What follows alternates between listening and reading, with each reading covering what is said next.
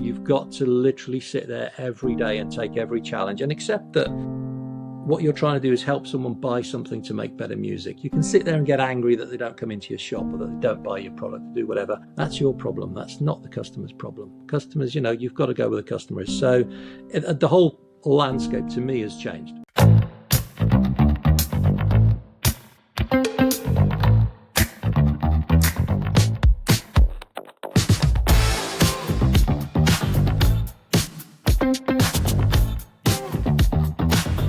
Good morning, Greg. Thanks for joining us on the podcast this morning. Do you want to give us a bit of background to you and who you are and your career to date?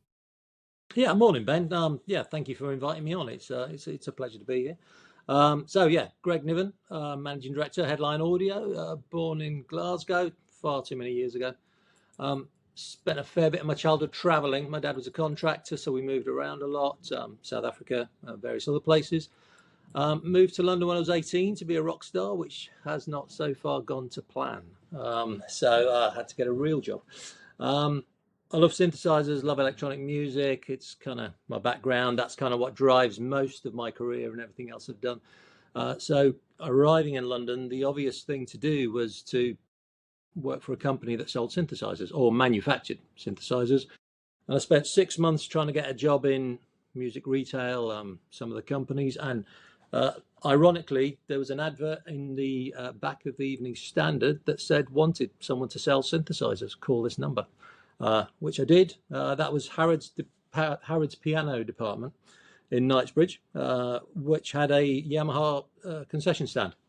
And so I started there a week later, got the job. I was there for 4 years. Yamaha were great. Really, really good company. Kept me, things I learned there I'm still using now. I've done that for 4 years, moved across the floor to Roland for 2 other years. Started to realise that if I wanted to make music, I better make a go of it. So spent the rest of the 90s making music, but not making any money out of it, dropping in and out of retail.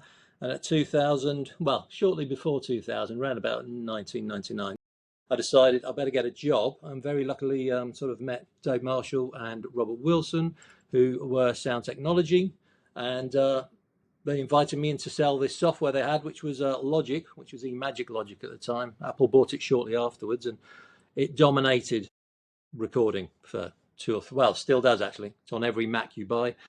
So that was kind of where my career properly started. And that was great. We were there at Soundtech for 23 years. We had a lot of fun. We built the company from around about 5 million to 32 million at its peak, moving into many, many markets. We started in MI being musical instruments, to installation, large format PA, entertainment lighting with partners at Harman and various other brands that we took on. Went really well, climbed it nicely, and went well for a while until sort of COVID landed, which changed everything. So COVID was an interesting one. When you're selling large PA systems and musical instruments and they turn off every live gig on the planet, you start to worry. And so it was a tough couple of years, but we got through it. We sell headphones, audio interfaces and various other things. But I came out of it realizing, at least to my mind, that the world had changed, and the world of retail had changed, the world of selling had changed, and the way the world acted had changed, and that we had to change. And wasn't quite sure that the direction of travel we were going was the right one, and decided that maybe I should look elsewhere, as I kind of thought that myself. Found out that the CEO, a very good friend of mine, Morten Ness, CEO of Nord Keyboards, and another friend, Robert Wilson, previously of Sound Technology before he sold it, were thinking much the same thing. We got together and Headline Audio was born, with the sole focus of being different, being new. We don't like to use the word distribution, but we do distribute. That is part of it. But we thought if we looked after high-end brands and we spoke to the people buying those high-end brands, musicians, in a way that they understood and something they recognized, that we could do something different. And 2.5 years in, that's working. We've got a couple of other extra brands have come to join us. We're keeping it small. We're very face-to-face. We're very hands-on. And so far today, it's going really well. It's been scary. I'm not entrepreneurial. I didn't want to start my own company at 50, but the opportunity of working with a product I love, with people I get on with, and that people seem to want and does what it's supposed to do was too much of an opportunity to walk away from. So that's where we are. Headline Audio now. So we look after a £5 million company. I'm the MD. Robert Wilson, my business partner, sort of keeps an eye on things. On the other side, we've got a team of 6 other people, and it's touch wood, it's going really, really well. So doing these podcasts, I'd have thought 6 years on, the C word, the COVID word, would have stopped. But it's such a seismic point in our lives and our career, right? It's making that, and you talk about the business before COVID and the business post COVID. You're in a retail, you're very customer facing. It's not so much B2B end users, it's an end user world. What's changed in how you sell to those? I think the whole world realised they could stay at home and be paid and not need to go out. And we work in an environment where people have to come out to witness it. Streaming platforms don't pay very well, so the musicians have had to go out. And even prior to streaming, the musicians had to go out. It was happening in the early 2000s. Touring and gigging was where the money is. Those audiences disappeared, so that's become harder. They don't want to go to shops, or you need to encourage them to go to shops. Shopping needs to become an experience. People just sort of realised that they could order their food at home. They could work from home. They could have their friends round. You could order from your local restaurant and have it in your house. You could order you can order any musical instrument you want, any piece of audio equipment, any piece of lighting equipment from anywhere in the world, and it'll land on your doorstep. So suddenly we realised that there were studios not being used. There were venues that were empty. There were all sorts of other things going on. I think there's still an aftermath of that. Ticket prices through the roof because people are realising that it's a revenue stream and they're taking more money than they should. Every single thing, to my mind and in my experience, every single aspect of what we used to do prior to it has changed. It was quite straightforward. Everything had been set up from the 90s through to, when was it, 2020 when COVID hit? Yeah, it was set. It was set in stone. Yes, there were challenges. Yes, there were changes. The internet came along and so on. But really, I think the way people think and the way people act, I think culture changed during COVID. It was the first big shock for our generation, and certainly the younger people. And so we need to figure out, how do we get them into shops? Because the products I sell need to be tried, need to be tested. When you look at it on an internet screen, yes, you can buy it and yes, you can get it. But then 9 times out of 10, if they do try and test it, they will go home and buy it on the internet. So you need to address that. You need to get it in people's hands. You need to then reassure people. If you're going to go and spend £4,500 on an electronic synthesizer, that's a lot of money. And this day and age, with the cost of living crisis, that's a hell of a lot of money. You better have a good reason for buying that. And then if you buy it, much like if you buy an expensive car, you want to be looked after. You want to make sure, you think, oh, it's going to last me 10 years. It better not go wrong. Not a case of can you fix it anymore. It's like, it better not go wrong. I expect it to be swapped out. So you just need to meet very high expectations against very, very low margins. And it's, honestly, Ben, it's a rabbit warren of things. It's a multitude of things. There is no one answer. There is no golden answer to any of it. You've got to literally sit there every day and take every challenge and accept that what you're trying to do is help someone buy something to make better music. You can sit there and get angry that they don't come into your shop or that they don't buy your product, do whatever. That's your problem. That's not the customer's problem. Customers, you've got to go with the customers. So the whole landscape to me has changed. I do believe it's very different, and we can see it with the change we've seen. We lost 50% of our retail customers last year. We're seeing distributors run into all sorts of trouble. We're seeing manufacturers being bought out by larger companies. It's horrific out there if you're in the pre-COVID mindset.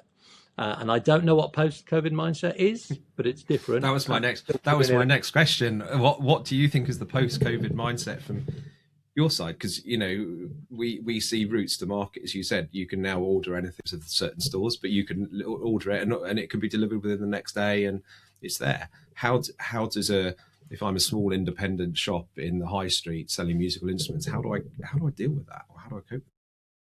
If you're a small independent music retailer, then you're in real trouble. If you don't own your own property and you've got any level of debt, you're in real trouble because the government isn't helping. That we're being piled on in terms of taking more and more money. We're a tiny little company, and just through legislation and all the rest of it, we've taken on additional costs last year that we'd rather not have.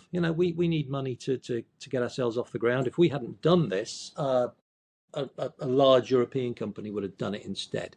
We're a British company. We only work in the UK and Ireland.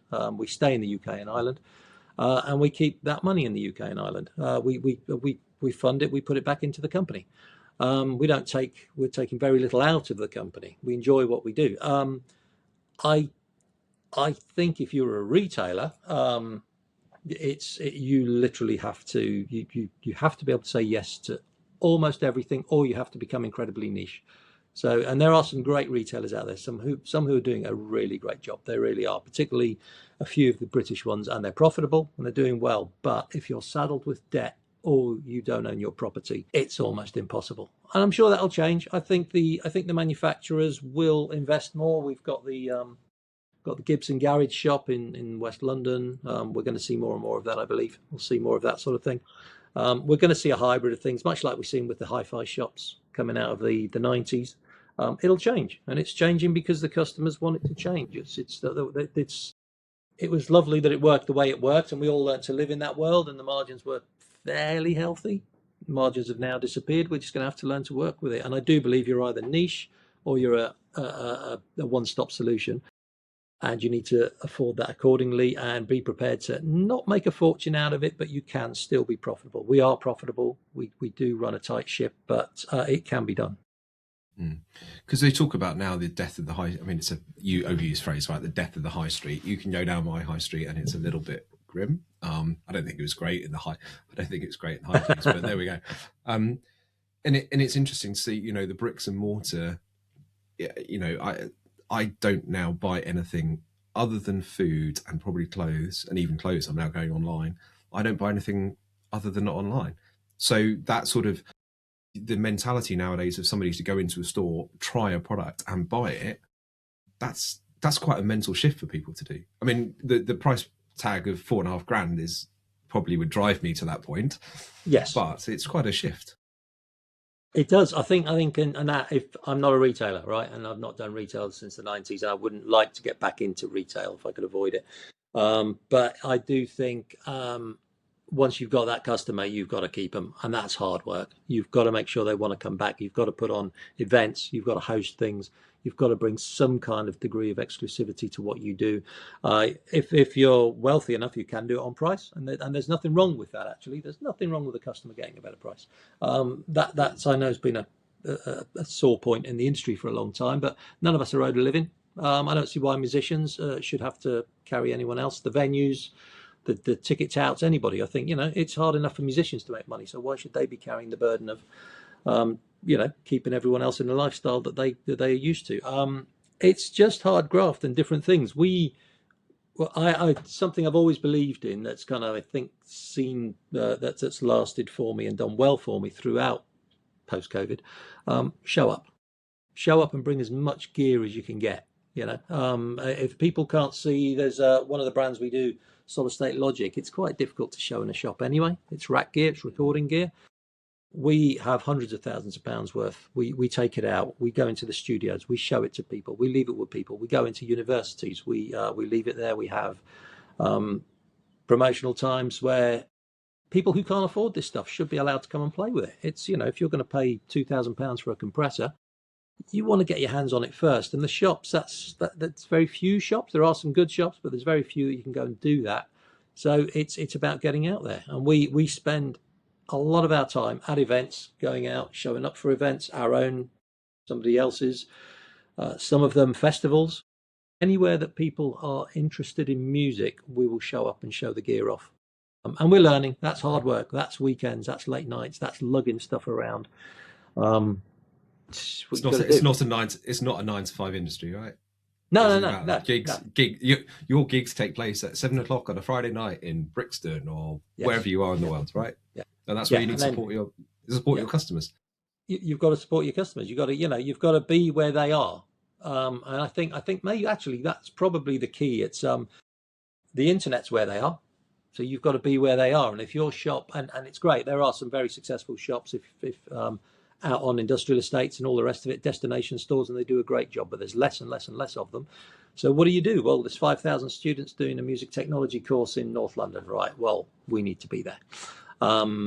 There's a festival going on in York. We need to be there. There's a sound system demonstration going on in Glasgow. We need to be there. And it sounds simple. All the gear's racked up. Everything's ready to go. We're very lucky our gear is designed for touring. It's hard wearing, but it's exhausting. And we don't have people that are trained in that. We don't have roadies. We don't have a crew of people to do that. We've got people who do office admin, who go out and organise our events for us. So he'll be there till 2 a.m, pulling stuff down. Myself will be there. We'll be there at 8 a.m. We'll go all the way through. But this is the tricky bit. It's fun because we're around musicians. We're around music. We see our stuff being used. I recently went into a university with a Nord keyboard, into a room full of I don't want to say competing brand because they're all good products out there at the moment, but went into a room and Nords are very rare. Walked in with this Nord and everyone's face lit up and they were gobsmacked. And it had recently come off a very famous tour, so it still had the artist's branding and everything on it. And that was it. You see, these are people who are going to get into an awful lot of debt at colleges. Product they can't afford to buy yet. So they've seen it. Hopefully they're going to remember that in 5 years' time. It's something they might buy. It's aspirational, and we work in an aspirational market with people who don't have an awful lot of money. So you've just got to show up and get their hands on it, and hopefully enough of it lands. We're very lucky. None of our brands give us sales targets.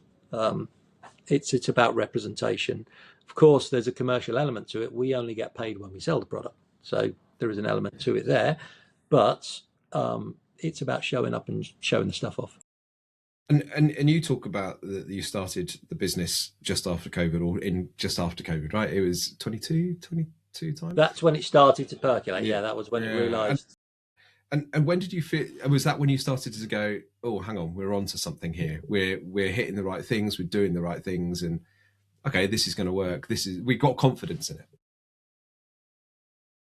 It wasn't. It was never a plan. It was more of an instinct. It was more of a gut feeling. I was unhappy. I don't like being unhappy. Fairly happy human being, and I was in my 50s, and I thought I shouldn't be unhappy in my 50s. Everything's going well. I didn't like the environment I was in.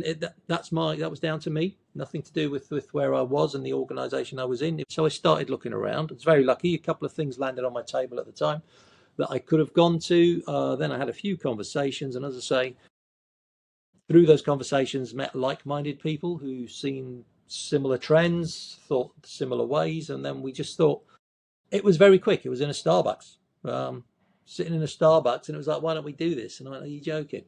It's like, well, yeah. Myself, Morton and Robert was very encouraging. Threw a little bit of money at it, which always helps just to get it off the ground. And we went no further than, we didn't even have an office. Because I nearly said we didn't have a fax machine, but that'd be like, that would yeah. You probably still, I hopefully don't have a fax machine anymore. That would not anymore. I have a laptop now. Yeah, I'm high cutting edge. What a time to be alive. Yeah. And we basically costed up the first shipment. There was a 2-month period. I was going through something at the time. My dad had died and various other things were going on. So we had this window where there was very little activity at all. And then suddenly it was a case of, okay, we're good to go.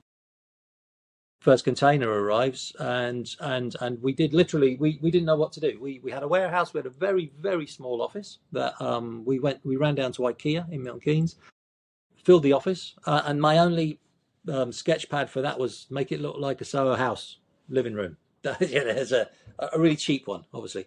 And we done that. We got that up in 24 hours, and then this shipment arrived. Myself and Jason Lovett and Ian Bradshaw, we unloaded it, put it away. 192 keyboards. It's a lot of work. And then I literally sat on the floor with my laptop. I rang everyone I knew. I knew the dealership because I've been doing it for 15 years. Rang them all, and within 2 weeks we sold it. We ordered another lot. There is a cycle to Nord. You can only order a month in the loop. Next one came in, and that was in September, and we knew Well, we knew that the NAMM show, which is it's the musical instrument big trade show in LA every January. I always had in my head, if we can go to the NAMM show in 4 months' time, and as so much as one brand pays any attention to us, we'll have done all right. We'll be okay. Because it really was just bring it in, sell it, bring it in, sell it. Marketing was Instagram. Take photos of this stuff in the shops, Instagram it. All the stuff everyone told us not to do.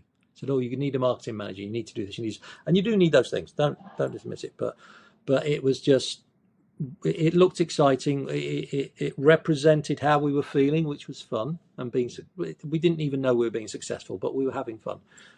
We got to the NAMM show, so we'd had 3 months, we'd had our heads down, sell through the Christmas period, got to the NAMM show, walked across the hotel lobby to go and get our badges, and just in that walk alone of about 100 yards, we were offered 2 brands. Over the course of the next 3 days, we got offered 14 brands. So that was when I knew. In fact, we had a reset. We got back from NAMM, we sat down and we went, right, we don't want to become what we were before, or not what we were, but where we were before, because we want to know our product. We want to know every single one of them. We want to know when we talk to people about it. So we don't want a lot of products. We don't want a lot of brands. We want to do this properly. So let's not fall into the gap of going, great, we can have all these brands and suddenly we can do, we can build a company overnight and we've got all this. Let's stop. Let's just say no to everybody until the right thing comes along. Let's be really slow. I have this, my philosophy, because I don't have a business plan. I left school at 16. The only thing I knew, because I read a lot of books about it, is about record labels. My philosophy is that we're a record label. Our brands are our bands. So why would we sign a band that we didn't think was very good and we can't work with and we manage? And so far that's gone really, really well. And that's the philosophy I stick with. Would I go and see this band? Yes. Okay, let's have a conversation. Do we think this band can sell? Is this band going out on tour? Is this a yes? Great. To be fair, though, the majority of them, no. It was like, no, we don't think this was just, a lot of people just want to be associated with the brands we already have. So we're very, very careful in what we do. We don't want to be huge. We don't want to move outside the UK and Ireland. We keep it tight. And if we're not having fun, we actually have, it's a line in the office. If we're not having fun, everyone stops. We think and we talk about it, about what are we doing? This is not this is not the line we want to go down. And you talk about, when did you sort of feel it had been a success, or it's like, okay, this is going to work? You talk about sending a whole lot of money to Nord, Yeah. 92 keyboards arriving on a shipping container. You going IKEA. When did you go, okay? Is it when you sold the 192 that you went, okay, this is going to work, or was it the next 192? When have you felt, or was it a constant? You're waiting for the penny to drop that it might not have happened. I'm still not convinced it is going to work. Yes. I still, yeah, I mean, absolutely. We've had some great times. We've been very lucky. We've also, we're not saddled with a lot of debt. We're a small company. I'm still, yeah, even I still have doubts. I still sit back and look. And last year we lost 25 bricks and mortar stores. I got a phone call yesterday. Shipping in from the Middle East, shipping across the Middle East from China is going to become an absolute nightmare. Component shortages. So I constantly just sit there and go, this could all collapse tomorrow. But it's not dread, because I'm very lucky and it's working well, and I know I'm working with good people and sensible people. So I knew we were going to be all right once the first 3 Nord shipments had gone. I knew we were going to be all right when we got offered a ton of brands that I'd never considered, and I absolutely knew we were going to be all right once SSL came on board a year later.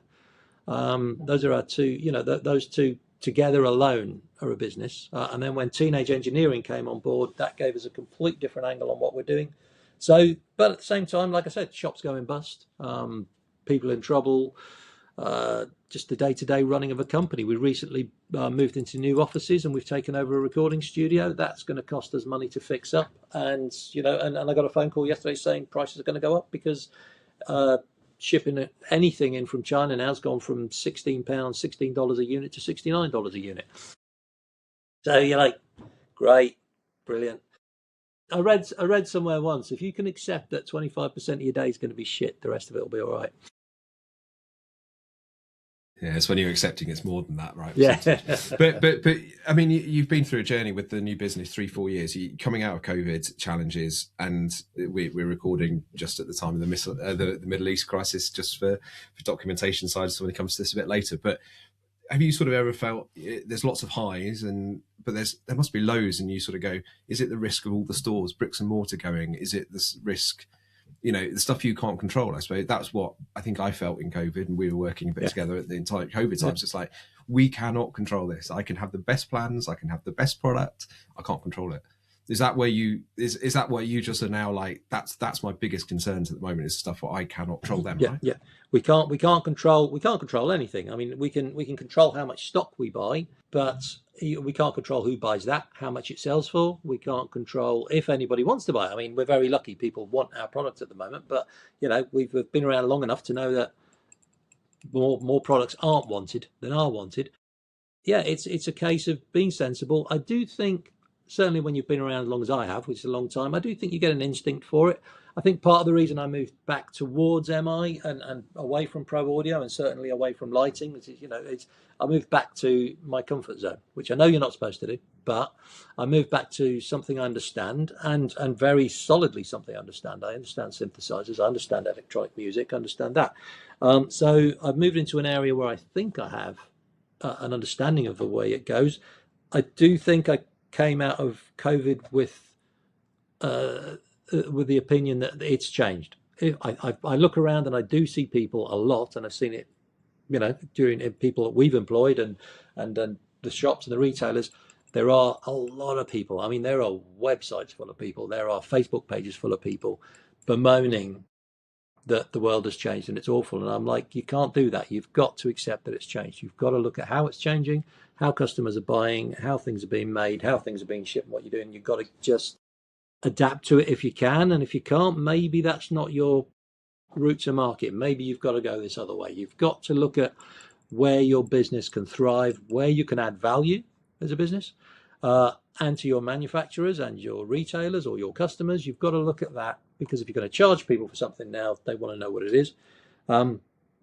It's like, you get on the wave, you catch the wave, and you hope that wave carries you far enough, knowing that at some point you're going to have to get off that wave and go on. I do think we work in an industry with people locked into 2000 to 2020, where it was all very straightforward. You bought this, you sold it to these people, those people sold it to that people, and everyone got their slice of 20, 25, 30 points or whatever. I think it's gone. I think it's absolutely gone. Yeah, find somebody who's making 30 points. They'll be Yeah. into the end of the days. You talk about how do you get your brand? How do you get your brand image out? Right? You said about Instagram, and I follow you guys on Instagram, and I see the pop-up shops and all that. You're trying to talk to end customers and musicians, right? How much are they using technology to help? You've got Instagram, you're pushing the brand out, you're pushing the way it's being used. Are you trying to implement more technology into that, or are you just really good telling the message, telling the story? That's the key message at this moment in time.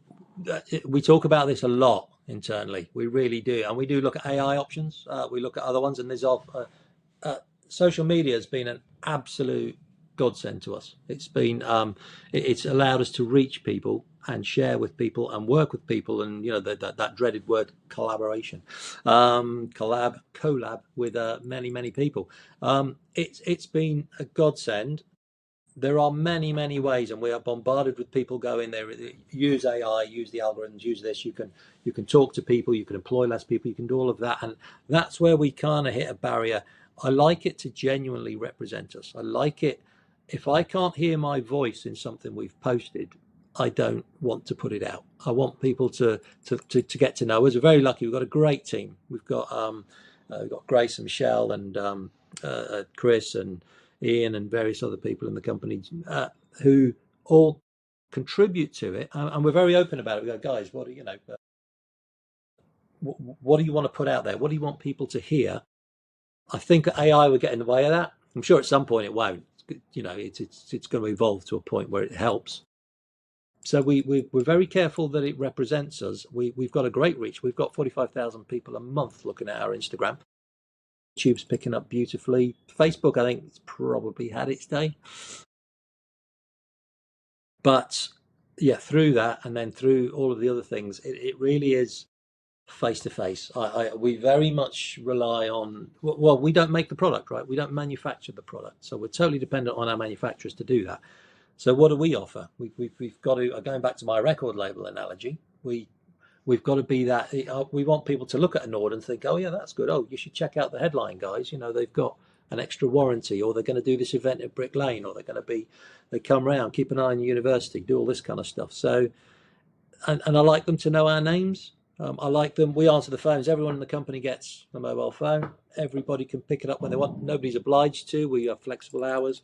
But we like the artists to call us. We like to get on with them. We share stuff. We chat to them. We don't share anything that isn't somehow related to something we're doing. I know it looks like we bombard the world. Somebody called it the headline blitzkrieg the other day. And I know it looks like we do that. This is actually stuff that's sent to us, shared with us, collaborating with us. We spend an awful lot of time doing that. And I do think you can do that with AI. I do think you can do that with software. Right now, I wouldn't. I'd rather sit up till 2 a.m. making it all work, because we are making human connections through what we're doing. And that's important because it's tiny. For all of 192 keyboards, a lot of keyboards, but it's not really in the scheme of things, right? You compare that to televisions, you compare that to headphones, you compare that to microwave ovens. We don't need to talk to a lot of people. It's hundreds. It's not tens of thousands. Yeah. And having worked in the arts industry all my life, and you have been connected as well, musicians like that, or any artist, creative artists, like that personal relationship. If they think they're being sold to by a computer, it's not going to work. As you said, I think it will get there potentially. And do you think it will? Everyone I've interviewed on the pods has talked about AI and what it's going to do to change their worlds. But I think you've got to keep that person to person relationship, right? Yeah. I do think you have to. I think unless you become so big, well, actually that's a lie. I mean, look at Apple. I mean, people feel that they kind of know what Apple is. It has a personality. It has all that, and that's a brand. I mean, it's a bit different when you're the middleman, such as us. But the brands we represent, apart from, so SSL's made in the UK, but it's very difficult. You never meet these people. You never meet, they don't come out. They're small companies. They're not huge companies. So we want to go out. We want people to see us.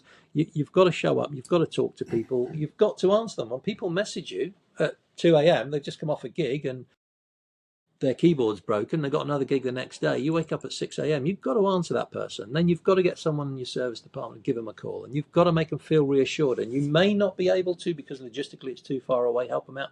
But you've got to make them feel like that you are, you're there. There's someone there listening to them, and that's important, because I just think about what I would do if I've bought an awful lot of stuff, keyboards and synthesizers over the years, and you get to know the tech support guys, and that was a bit special to me. When I was in my 20s, you'd ring Roland and go, "Hey Martin, how are you?" You get to know the guys, and so I think that's important. And a lot of people nowadays, straight to the website, get an email back. We will get back to you in 48 hours, and sometimes you have to. It's very impersonal. I don't think we don't sell enough equipment to be impersonal. We can still talk to everyone who buys our gear. Yeah, you're not selling 100,000 keyboards a year, right? No. So you can have that personal relationship. You've been in bigger businesses. You've been in smaller businesses. You talk about the sort of business culture of having fun in the office, right? And that. How do you feel in your management style has changed over that period of time, right? You've dealt with the bigger corporates, you've dealt in that world, which was where we met, and then you've dealt in this world. How do you think Greg changes? How do you think Greg goes about his business differently? I'm nicer now. You were nice when we worked together, Greg. I would say I always was to you, Ben, but there were other people out there who would disagree. Yeah. I did for a while. I love sales. I love selling. And if I wasn't selling synths and keyboards, I'd be I was selling other stuff. I enjoy selling. I do get a kick out of it. I love doing a big sale. I love it when you get someone to buy something. I really do. Just always enjoyed it. And I got trapped in the numbers game for a while. It all became about the number, the end of the month, the end of the quarter, get that in there, get your bonus, get your margin. People became a commodity that you push hard for that number. And I genuinely, probably not very nice to some people, genuinely, and I know that. It's for a while, some people call me the Rottweiler. I can be a grumpy Glaswegian when I want to be. I didn't, but I didn't enjoy it. Didn't make me happy. Financially better off. Yeah, but I needed to lift my head up from the parapet. I did realise, won't go into too much detail, but I was sitting looking at a spreadsheet at 8 o'clock one morning, and everything on it had to be cleared by the end of that day. And it just out of the blue seemed unnecessary to me. It was all really good product. It was all really good stuff, and the market was just having a bit of a dip. But possibly up until that point, we'd have gone hell for leather at it, sat there, and for a while, the sale target, the sales figure, and achieving that number became more important than anything else. And then stupidly, I did actually think to myself, you know what?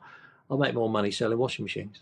And I started playing. Well, actually, during COVID, I bought some keyboards, started playing again, started getting back into it, loved it, and that was part of the change. I just sort of sat there going, do you know what? Why? And you see these sales guys, we've all been in big sales teams. You see some of these people don't cope. It's a high pressure environment, particularly when you're talking the number of the high, when you're talking in the millions a month. That's a lot of stuff. And I work in an industry where most people came out of it wanting to be musicians. They fell into it like me because they want to buy cheap gear. And suddenly you're sitting there with a £3 million target, and you've got to deliver that number, and you want to deliver that number. That's possibly the worst bit. You want to deliver that number. You want to get there because you're getting a buzz out of it. And just so coming into it, yes, I still get a kick out of it. And but we've hit some targets. We've done some fun stuff at headline, but I make sure it's not the goal. In fact, there are certain phrases I won't allow to be used. We're not allowed to say. I'm going to say it. We're not allowed to say month end. We have to load as much into the beginning of the month. We try and keep everything on an even keel. And that's really hard sometimes because I can see it. I can actually sit there and go, well, actually, do you know what? If we could do that. And I think, no, stop. Everyone, we're in a good place. We're financially secure. The numbers are coming in. We're going to make that sale. We've got a little bit too much stock there or not enough stock here, or that's fine. I do have to go away and have a little word with myself. But I do think it creates a better work environment. And you know what? If you compare percentages, I mean, obviously we're much smaller in terms of turnover. We're actually up on what we were doing when I was going berserk and frothing at the mouth and, charging for that 30th of every month. Yeah. And you're probably healthier from it, right? Better quality of life. I am. Yes, I am. Yeah. I enjoy it. It's good fun, and it's we have concerns, but we manage them, and that's just age as well. Though bad things are going to happen, so things do. But no, much healthier. Staying and enjoying it more, sleeping properly, taking proper time off. Genuinely don't do any work on Sundays. Occasionally pick up phones and stuff on Saturdays, but yeah, and making sure as much as possible, make sure people take their holidays, make sure people switch off. It's too easy to fall into that trap of, the most important thing is that that we could sell 200 boxes this month instead of 196. It's pointless. Nobody's going to go to their grave going, gee, I wish I'd sold another 3 Nord Stage 88s. And if you do, then you're really in the wrong job. But it's that phrase, isn't it, of I'm going to get it completely wrong, but it's all like, if you do a job you love, you'll never work a day and never work a day again in your life, right? Yeah. So, yeah. And not every, I'm sure you have days at Nord or Headline where you go, today, whatever. But if you're enjoying it and the culture of the business is fun, then it's going to be different, right? Yeah. I mean, look, a job is a job at the end of the day. That's what the money's for, right? We all sign that piece of paper and agree to what we're going to do, and that's why the money goes in your bank at the end of every month. So there is an absolute commercial aspect to everybody's job. If we took money off people, would they all still show up for work no matter how much they loved it? Some would, but very, very few would. So there's always an aspect of, look, it's a job. We're trying to create something. We're trying to build it. But you are right. Ultimately, I don't go to bed on Sunday nights worried about Monday mornings anymore. And I haven't for a long time. And the difference to my health is unbelievable. And my relationships and everything else. Yeah. Yeah, quality, just overall quality of life. It's sometimes you jump off that rat race, right? And you say you're sleeping now better. What does keep Greg Niven up at night at this moment Right. in time? The sleeping bit for me is actually a weird one. I have no problem sleeping. I literally could sleep in a trench. I am a sleeper. So I don't, very little keeps me up at night. It's more the worry before I go to bed. I do have worries. I do have concerns. And the concern is, it's the internet. It's organizations so large that I can't comprehend how we would deal with them if they could meet us at the same level.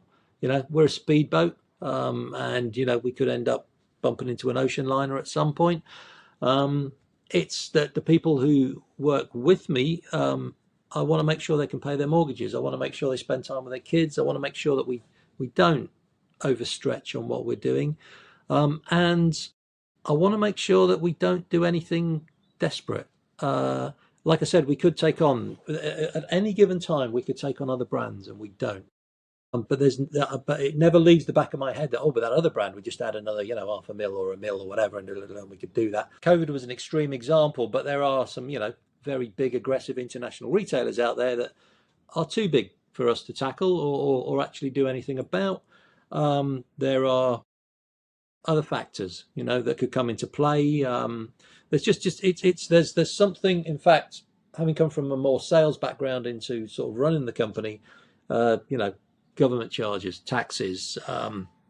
We're trying to give everyone private healthcare because it gets out there. We want to do all the right things, and then you can't. And then staff, people coming, people going. You don't know, you know, which way it's you don't know where anything's going to go, and you've got to make the best judgment. You hope you're making the best judgment. You hope that it's the right thing for the people involved. You hope it's the right thing for the company. That never really goes away. I don't have children, but I imagine it's a similar thing, although not quite as important, because obviously children are far more important than a bunch of people who sell synthesizers and Milton Keynes. But yeah, it's that underlying concern that I've done a lot of reading on, and apparently that's quite a healthy thing to have. That's something that is good to have, because the minute you take it for granted, you're probably going to get a kick in the teeth. So obviously those are all valid, all total things, but they're things that you can't control. Is it going back to the whole thing of you can't control this? So it's the stuff out of your control. Nobody can control the challenges you're facing, right? And that's the unnerving thing. Yeah, and that's it. You don't know, and also it's new to me. I've never run a company, right? So there's a whole aspect to it. I was from a board of directors. I was from a group of managers. I've never been. My job was always get the numbers in, and it's too easy to fall into that. Suddenly you're dealing with HR. Suddenly you're dealing with building regs. Suddenly you're dealing with literally things that I didn't even know existed. And I'm very lucky. I've got some good friends, some good people around me. There's the likes of Andy Dock, Vadlib, and Paul Thompson of Spitfire, and people that I can call on, and obviously Robert Wilson and Judy Kingston, and so there are people I can go to and talk to and everything else. But it's those things I've never dealt with, and that's the interesting. Well, interesting. Those are the worrying bits. Yeah. You've done a wide variety of roles, right? If you had Greg of 10 years ago, what would Greg today, what would you, Greg of 10 years ago, be telling Greg today? Or what would you have learned, which you would have done differently to where you are today? So 20 years ago, I said to him, get off your ass and work harder. Then you'd be further ahead. 10 years ago, honestly, and this is something I had to learn, is listen to yourself, trust your own instincts. And if you've been doing something long enough, and if your track record shows that you've been successful at it, and I'm very lucky I overall have been successful in my career, trust yourself. But I found myself, particularly in the last 10 years, in rooms with people who I perceive to have higher ranking jobs than me, who have university qualifications or various other qualifications that I assumed they earned because they knew something I didn't, or that they understood something I didn't, and I could learn from them. And what I slowly learned is that that is not always the case. So what I would say to myself 10 years ago would be, have some faith in yourself, look at your own track record, stop looking at others and thinking, well, that guy's an international VP of sales, he must know something I don't. Not necessarily the case. It's have some faith in yourself, have some faith in your own, be it instinct or intuition or intellect, whatever it is, you exceed at, or where you're good, and just have some faith. When you sit in that room, and I've sat in the room with some very highly qualified people with some very big titles, and at the time, something in the back of my head was going, "That's nonsense. That's just that no." And then I would shut myself down and go, "No, actually, they're on a lot of money. They know what they're doing." And then not always, but usually, a lot of times, and certainly as we got closer to COVID and things started to change, you would see things collapse. And I sort of learned. I sat there like I saw that coming, and I didn't do anything about it. I didn't step in. I didn't speak up. I didn't. So that would be it. It would be like, just have some faith in yourself. Have some faith. You've been doing this for 25 years already. You've got 10 years ahead, 20 years ahead, whatever it is. Just have some faith that you might be more right than you think. You're not always right. Nobody is, and you're not always wrong. But that would be that is the one lesson that took me a long time to learn. Yeah. And was that sort of do you feel an imposter syndrome almost? Because I know occasionally I get in front of some people and go, I shouldn't be here. I've got no right to be in this meeting, or it's not whatever, and that's quite hard to get over at times, right? Yeah, I don't know if it's imposter syndrome, because I'm quite confident in myself and who I am. I think it was just society telling me that these people have earned these things. It's almost a military type thing. Well, he's a general; he must know more than me. It was just I didn't mind. In fact, I'll be honest, Ben, I was very grateful to sit in some of those rooms. My last employer, I sat there. They're a huge organisation. I sat in that room. I learned so much about how things are run, and they mostly do a good job. But it was when I saw things. When people would say things, I would sit there and think, well, you're dressing that up. That's not true. Actually, I don't think that's where that's going to go, which is where I ended up, sort of coming to the conclusion that, I did actually obviously come to the conclusion where everyone else in the room was wrong. I'm going to step out of the room and go and do my own thing. Now, they necessarily weren't wrong, gone on and done very well for themselves and done all that. But it was doubting myself. It wasn't so much imposter syndrome. I'm quite confident. It was just that I believed, probably like we do with politicians, that person in that role should know better. We've learned that lesson in the last 15 years. Absolutely, absolutely. You've founded you founded a new business, or with your business partner with Robert and things. What did you focus on at the start that now you wouldn't do again? Because everyone, there are manuals and there are things to go and watch about how to start a new business, but there must be things you'd gone, oh, that was pointless. Why do I bother with that? And if we were starting again, I wouldn't worry about that. Yeah, spent way too much time looking outside the business, seeing what other people done. Weirdly, considering that we wanted to do something different, absolutely obsessed with what other people were doing. Despite not doing it or anything else. So we wasted a lot of time doing that. Wasted a lot of time, maybe because I'd worked in a larger organisation, implementing strategies and planning and everything else that was just pointless. It just didn't make any sense. And I was very lucky. Nord, the keyboard company we work with, they keep everything simple. They have very low SKU counts. You have to order at the same time. You have to order in advance. So now I have philosophy. How would Nord do this? And they would do it that way. Right. Let's keep it simple. Let's go. So it was, and I think part of that was panic, new company and all the rest of it. And also just believing that if you can absolutely smash sales, everything else will be all right, which is absolute nonsense. So it was don't overcomplicate, don't overthink it. We're very lucky we already had a product people wanted, right? So we weren't launching something that was unique or something. I started with a pretty solid guarantee that we were going to be okay, even if it was awful, because I knew what that product was doing in the UK. We managed to grow it. It did go all the right way, but we spent an awful lot of time, an awful lot of hours, a lot of wasted time just trying to implement things that were pointless, trying to do things that were never going to have any impact, and worrying about what other people were doing that didn't even relate to us. There's just I think just dial down the noise, sit down and look at what you really need to do, what you accomplish. And it was, just to simplify, thinking that we had to make this impression, we had to be everywhere, we had to be. I looked down, I went, we've got 40 retailers, we've got 12 SKUs. we need to make sure those SKUs go through there and everybody's talking to everybody. Whereas at the time we were worrying about all sorts of nonsense. Yeah. So it's like, keep it simple, focus on what you need to do, get to the next step. Don't worry about 5 years' time. Have an idea of where you want to be in 5 years' time, and absolutely visualize that, believe in it, and know you're going to get there. But you ain't going to get there. I know you like me, are a Formula One fan. Yes, you want to win the world championship. You want to do that, you better win the next race.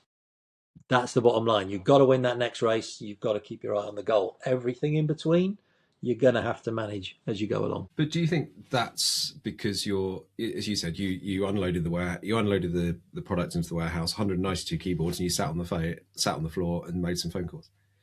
That because you're in that business, you're doing the selling, you're doing the calling. That's, you can do that, right? You can go tomorrow, we're going to change this and do this, and that's an easy way to do it. You have that smaller business way of working, right?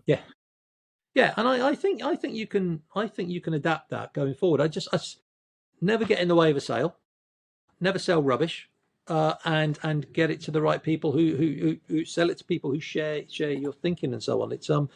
It's just too easy to get bogged down in.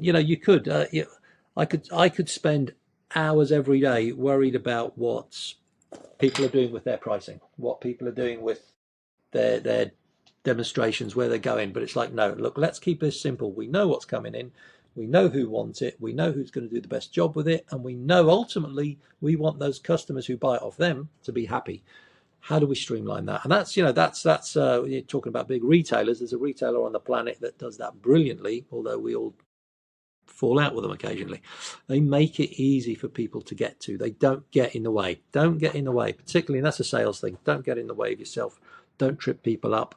And if the shortest way to that is me to call the purchasing department of a retailer somewhere, as much as I may have a sales guy or whatever, then let's do that. Let's keep it that simple. I've just finished reading a book, or just almost finished reading a book about the top 13 sales techniques to be the best salesman. Now, it was written in the 60s and 70s, so they were suggesting that you were clean shaven and wore a fresh shirt and tie every day. Obviously, that doesn't work for me, but it's one of the 13 topics was basically to say, don't screw up the sale or close the deal before you screw it up. And it's obvious, but it's like, once you've got the deal closed, don't go and overcomplicate it. Don't make it confusing. It's just the guy's going to shake your hand and say, yeah, I'll buy it. Just do it then. Yeah. Keep it simple. It's interesting. It's interesting that you said the books from the 60s or the 70s. I have. He started out as a mentor. He's a good friend of mine now. He's retired. He's in his 70s. A chap called David Wesley. I started working with him in the early 2000s. An old sales dog from the 70s and the 80s. He used to run a team of 200 reps. We have lunch every couple of months now, and he's still got fire in his belly. He loves hearing the stories. He loves where we're going. The principles haven't changed. He was always, and he still does, still says to me, you know who you are, you know where your strengths lie, you play to your strengths, go out there. Now, why are you over there doing that? You're no good at that. You're just going to mess it up. Leave it alone. Let someone else deal with it or ignore it. Go and do this. Don't get in the way. That customer wants to buy something. Figure out how you figure out the transaction, sell it to them if it's relevant to your company and what you need to do. And sales haven't changed. Technology's changed. Everything else has changed. Selling to people still want an emotional connection. People still want to buy it. That old adage, how many times in the past have you heard reps going, oh, I don't like that person, all they do is moan? Go, that person's actually telling you they want to buy your product. So go and figure that out. It hasn't changed. If you get in front of people and they want to buy your product, they'll let you get in front of them. It's up to you to make it possible for them to do that. And you're completely right. The techniques are still there. The book talks about, know your customer, understand what they want to buy, understand their thing. He was a car sales guy, and he said when they came in, I found out about what their wife liked to do. I found out about all those things, and that meant I could talk to them. And yes. Acquiring the customer through LinkedIn or Instagram has now changed from the 60s where they used to send out postcards. Fine, but talking to your that's right. Talking to your customer, as you said, you talk to your musicians. You'll go to a gig and talk to a musician and find out what he wants, what they want, where they're touring or what they're doing, that's basic sales 101, right? Well, and they ultimately, almost everybody I talk to in a professional and other capacity, they talk about music, and I am fanatical about music. I could talk all day about it, so I want to talk about those things. But at the same time, you're right. And I may disagree with the type of music or the instrument they play or whatever. But ultimately, the reason my businesses exist is that people want to make music. Now, I could sit there and talk to them about why my keyboard's better because it's got X amount of X in it or something else. But ultimately, they want to make music. They're buying it because they think it's going to help them write better songs. Now, if I'm standing there going, "Oh well," and I've seen this. I have taken salesmen in, and I've taken people into meetings with people in recording studios or bands, and they've sat there and they've said, "Oh, well, we love your stuff," and the guys turned around and went, "Right, how much have you got to spend?" You're dead in the water. Absolutely dead in the water. It's like no. They've just said they need to buy a load of microphones, or they've just said they need to buy a drum kit. They've just said this. Talk to them, figure out what it is they need. If they want it, we'll figure out a way to buy it. Most of the 90s, I lived in bedsits and very, very, very small flats filled with synthesizers I couldn't afford. And that's music. How many guitarists do you know with walls of guitars they can't afford? So they will find the money to buy the gear if they emotionally buy into it. I have a colleague in the business who, every time I joke, he's got a new bloody guitar on his wall. And it's literally, it's like, okay, what's that one? I've not seen that. Oh no, well, this one I went and bought because there was a good deal on it and I really like it. I said, so what's the difference between that one and that one? Well, it plays different. How different? A little bit different. So it's okay, whatever you told your wife, I don't know what you told your wife. But musicians are like that, but it gives them gadgets, tech. Everyone's the same, right? The podcast is called the Business Takeaway Podcast, right? What's your sort of big takeaway? What's your golden rule? What's your thing you sort of live by? That's your sort of, if somebody came and said, "Greg, come and give me some business advice," what would be the one thing you'd say to them? So the one thing I learned very, very early on, and it's a tricky one to do because sometimes you have to, don't sell shit to people who don't need it. It's, make sure that what you're selling is something that people want and is relevant to them. I mean, I know that's not always possible because sometimes, sometimes there is a job out there to do that. Try and always sell something to the people who are wanting to buy it. That will make your life immediately easier. Make sure you get on with people. If you don't get on with people, don't be in sales. Don't do that. And if you want to make or build or create your own company, do something you genuinely want to do. And that might be making money. There's nothing wrong with that. You don't need to go out there and, sell synthesizers or guitars. If you want to make a lot of money, do something you want to make money, but make sure you want to do it. Make sure that it's part of your lifestyle, that it's something you want to pick up the phone and do. So yeah, it's and never stop running the business commercially. Make sure it's making money, make sure it's profitable, make sure it's all those things, and then have the fun. Then do all the good stuff. Don't stop doing the good stuff, but don't do it to the expense of the company losing money or drowning. So we come to the end. I've got a few rapid fire questions. Are you an Apple or Android person? Always Apple, always have been. Yeah. X, LinkedIn, Instagram, or Facebook? Instagram. Yeah. It's where all the artists are, aren't they? The artists sit on Instagram.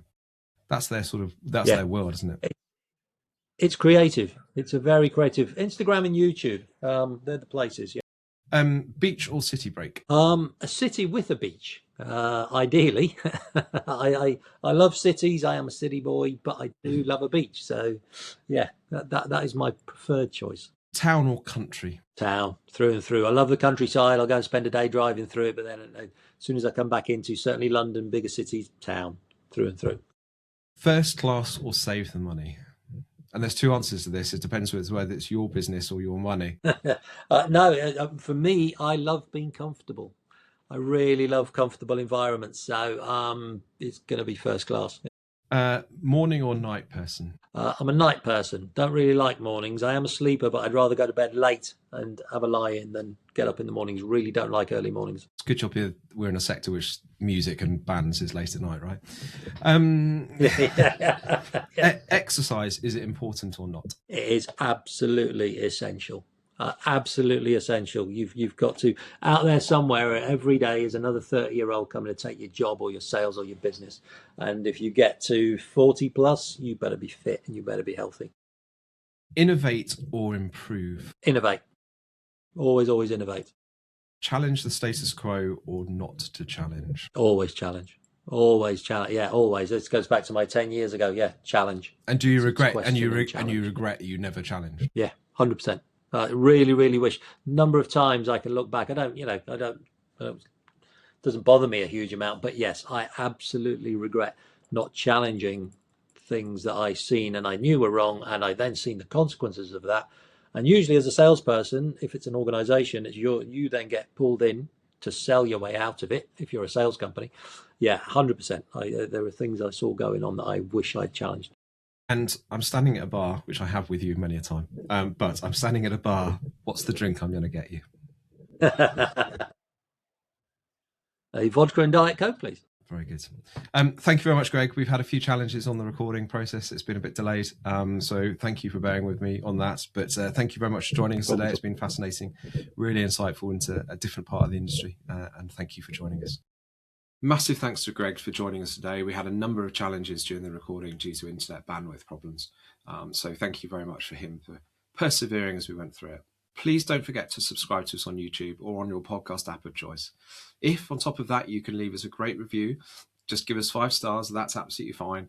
It would massively help us. It does help the show grow and does help open it to new audiences. Thank you very much, and we look forward to seeing you on the next episode.